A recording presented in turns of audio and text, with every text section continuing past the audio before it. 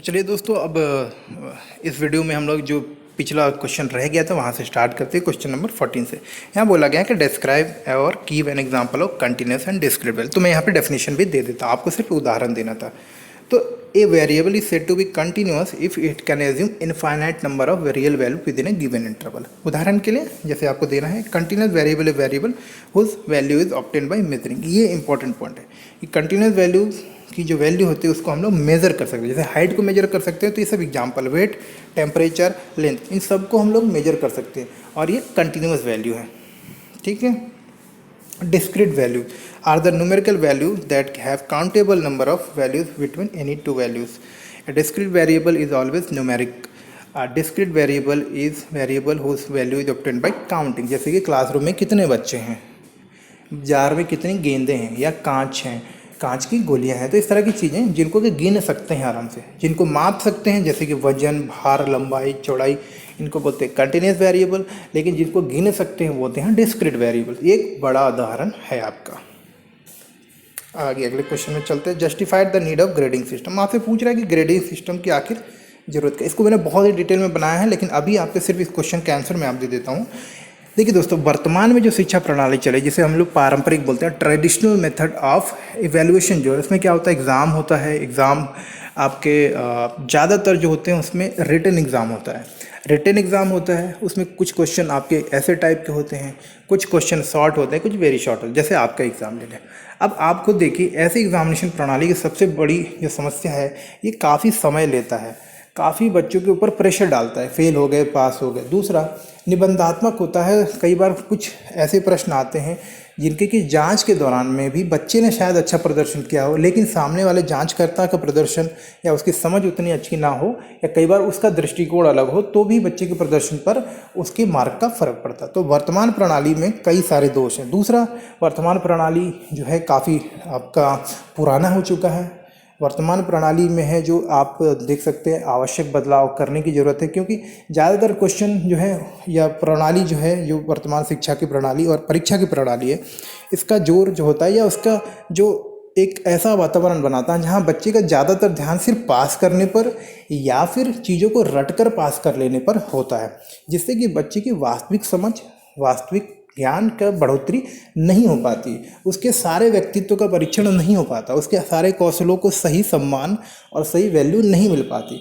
तो इसी कारण से इन सारी कमियों को दूर करने के लिए और उसके सारे गुणों, सारे कौशलों को बराबर मतलब वेटेज मिले, उसको सारा वैल्यू मिले, सारी चीज़ों को भी लोग हम उसके योग्यताओं में, उसके परफॉर्मेंस में काउंट कर पाए, इसके लिए ग्रेडिंग सिस्टम लाई गई।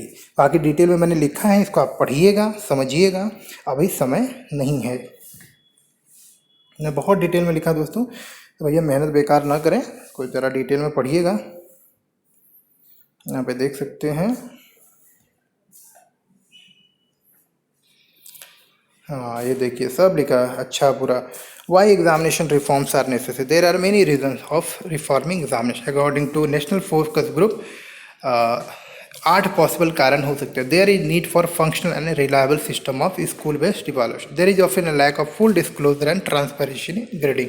While number of boards use good practices in pre-exam exam management, there remain several graying shortfall at the several boards। तो मतलब बहुत सारी ऐसी समस्याएं हैं जो मैंने यहाँ पे लिखी हैं, आप देख सकते हैं। They do not serve the need of social justice. They are inflexible. They include an inordinate level of anxiety and stress in the student। तो स्कूल आधारित मूल्यांकन की कार्यात्मक और विश्वसनीयता की प्रणाली में आवश्यकता है उसको बढ़ाने की। ग्रेडिंग में अक्सर पूर्ण प्रकटीकरण और पारदर्शिता का अभाव होता है, जहाँ पर कई प्री बोर्ड वगैरह अच्छे होते हैं, लेकिन वास्तविकता में उसका रिजल्ट जो होता है उतना उपयोगी नहीं होता है। तो बहुत सारी चीज़ें हैं इसमें, देख सकते हैं। What is measure of variability.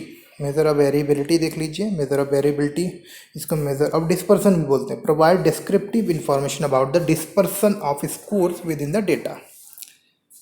परिवर्तनशीलता के माप, यानी कभी कभी फैलाव के रूप में भी बोल सकते हैं। डेटा के भीतर स्कोर के फैलाव के बारे में वर्णनात्मक जानकारी देता है, मतलब डिटेल में उसके बारे में बताता है कि एक डेटा जो है मीन वैल्यू से कितना दाएं बाएं फैला हुआ है, अगर ग्राफ के रूप में बात करते हैं तो।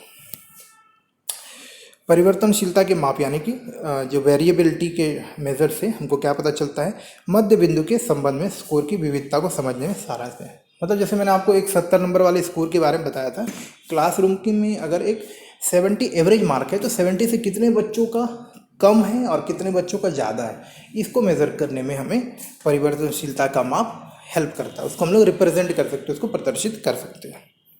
तो इसको माप करने के लिए रेंज परिवर्तनशीलता को मापने का एक तरीका है, क्योंकि वो अंतराल को आकार को इंगित करता है। रेंज से हमको पता चलता है, जैसे कि मैंने बोला कितना वेरिएशन, तो बोल सकते हैं जो 70 अगर मीन वैल्यू है तो 30 मिनिमम और 97 मैक्सिमम स्कोर है। तो रेंज ने बता दिया, यानी कि 30 से लेकर 97 के बीच में अंक घूम रहे हैं। तो परिवर्तनशीलता का माप क्या है? रेंज है।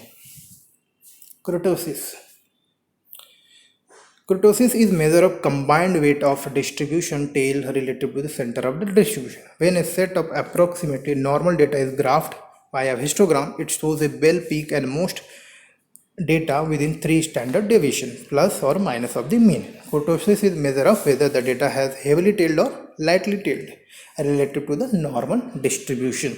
So that is, the data set with high kurtosis tend to have a heavy tail, or data set with low kurtosis have to have light tail और लैक ऑफ आउटलाइनर। देख 3 टाइप के होते हैं, mesokurtic, eutokurtic and platykurtic. So इस तरह से आप देख सकते हैं। सारे क्वेश्चन कर दिए हैं दोस्तों, आप देख लीजिए what is the maximum range of values of Z score. तो एक जेड स्कोर का सामान्य वितरण वर्ग पर अगर रखा जाए तो जेड स्कोर जो है -3 से लेकर +3 के बीच में इसका मतलब फैलाव होता है। ठीक है, इसको अगर हम लोग देखें, जेड स्कोर जो है मानक सामान्य वितरण के अनुसार वितरित किए जाते हैं और औसत 0 और मानक विचलन यानी स्टैंडर्ड डेविएशन क्या होता है? 1 होता है। तो मानक सामान्य वितरण -इन्फिनिटी से +इन्फिनिटी तक फैलाव होता है।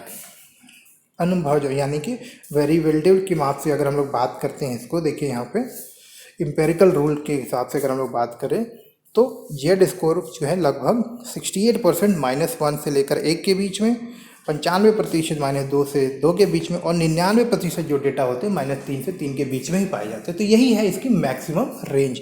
कारण क्या है आपको बता ही दिया मैंने।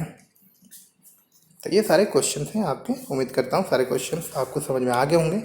नेक्स्ट वीडियो जरूर देखिएगा, वहाँ पर हम लोग सेक्शन बी और सेक्शन सी अटेम्प्ट करेंगे। तो मिलते हैं अगली वीडियो में, तब तक के लिए नमस्कार और धन्यवाद।